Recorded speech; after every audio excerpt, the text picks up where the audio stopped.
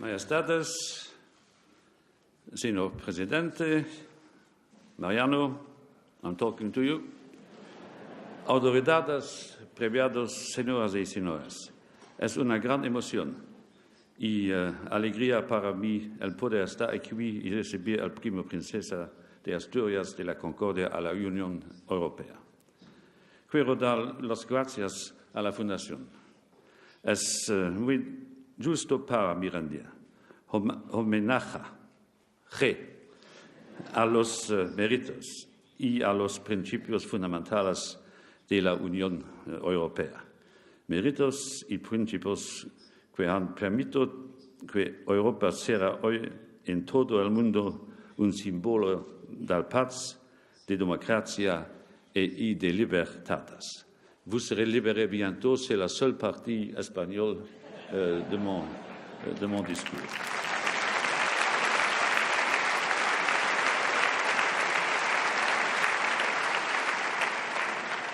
Je suis comme l'Europe. Je peux faire des progrès en espagnol et l'Europe peut faire des progrès partout. Ce mot de concordia, est un mot qui me parle et qui me dit beaucoup de choses. C'est un mot qui fait référence à l'intersection, à la communion entre les cœurs et les esprits. En cela, le mot concordia reflète parfaitement la nature de la construction européenne. Parce que l'Union européenne, elle aussi, est une affaire, oui, d'esprit, mais d'abord et surtout une affaire de cœur. Cette belle ville d'Oviedo parle aux deux, au cœur et à l'esprit. C'est la deuxième fois que j'ai eu l'honneur de visiter cette ville. Mais cette fois-ci, c'est un peu différent. Il y a le drapeau espagnol partout et c'est beau à voir.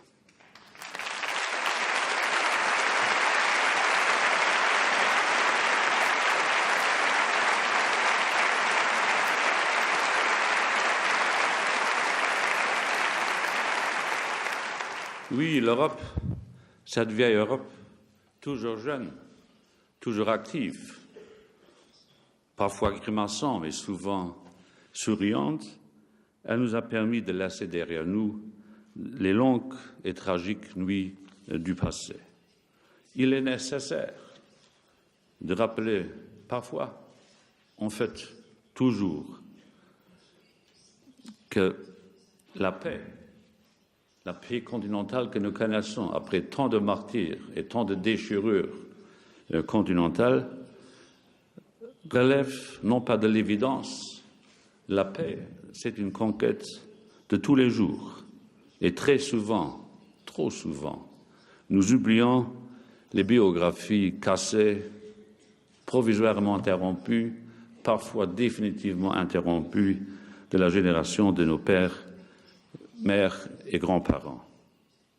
Dans les prisons, dans les camps de concentration, sur les champs de bataille, dans la misère absolue, dans le désespoir le plus intégral, nos parents et grands-parents ont toujours nourri au fond de leur cœur ce rêve éternel du plus jamais ça.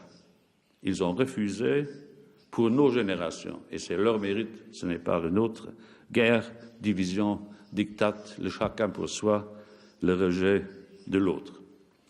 À force d'imagination et de volonté chaque jour renouvelée, ceux qui nous ont précédés ont transformé ce rêve d'après-guerre, cette prière d'après-guerre, plus jamais la guerre, en un programme politique qui sort ses effets bénéfiques jusqu'à ce jour. Ils ont opposé à la stupide force des armes la force du droit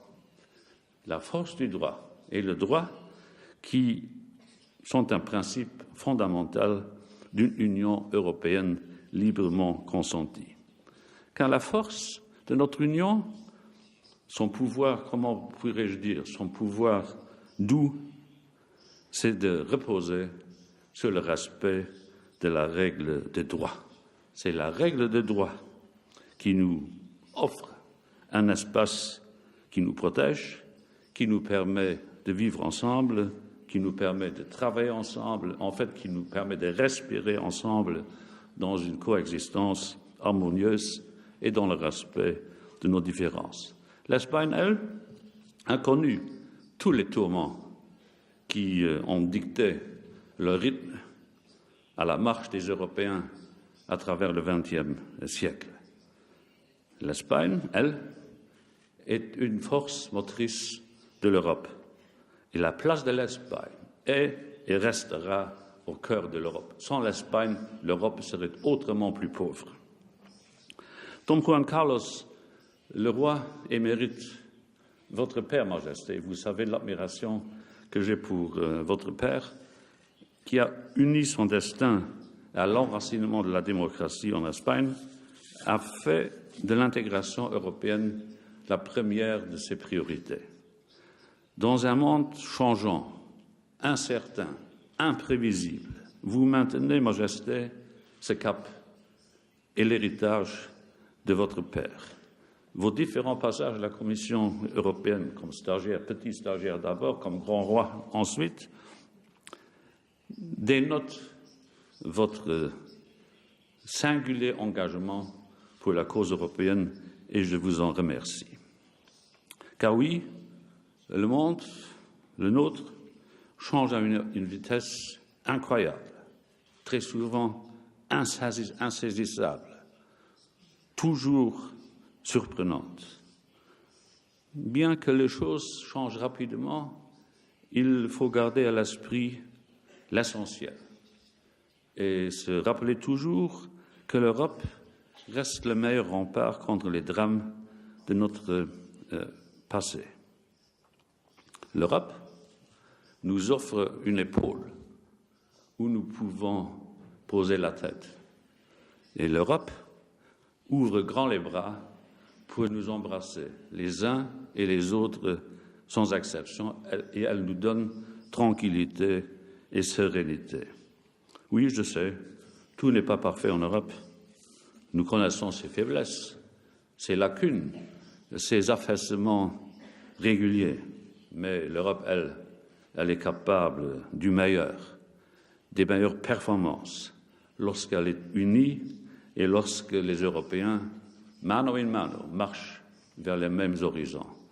Il ne faut pas perdre patience. Il faut savoir que l'Europe a besoin de patience et de détermination. De cette patience et de cette détermination dont ont besoin les longs trajets et les grandes ambitions. Vive l'Espagne et vive l'Europe.